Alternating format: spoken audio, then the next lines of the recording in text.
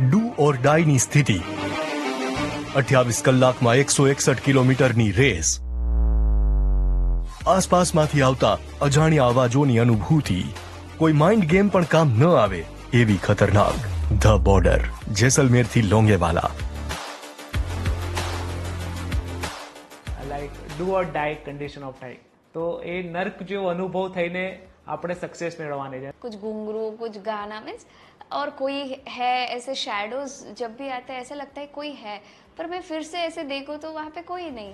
રાજસ્થાનનું જેસલમેર, જ્યાં 1971માં ભારત પાકિસ્તાન યુદ્ધમાં શહીદ થયેલા ભારતીય જવાનોને શ્રદ્ધાંજલિ આપવા એક રેસનું આયોજન થાય છે.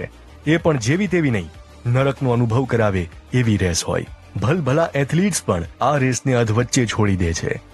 અમદાવાદના ડોક્ટર કપલ ચિંતન શેઠ અને તેજસ્વીની શેઠ આ રેસ પૂરી કરીને ગુજરાતનું ફર્સ્ટ અને દેશનું સેકન્ડ કપલ બની ગયું છે. જીવનમાં હવે 100 કિલોમીટર અમે 2 વખત કરી લીધા હતા. તો હવે આગળ કંઈ કરવું છે કે જે થ્રિલિંગ છે તો અને સાથે સાથે શહીદોને શ્રદ્ધાંજલિ આપવા જેવું ઉમદા કાર્ય છે, તો અમે હેલ રેસની સિલેક્શન કર્યું.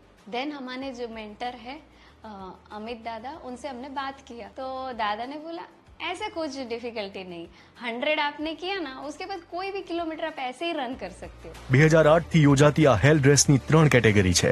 એક 8 કલાકમાં 50 કિલોમીટરની, બીજી 16 કલાકમાં 100 કિલોમીટર અને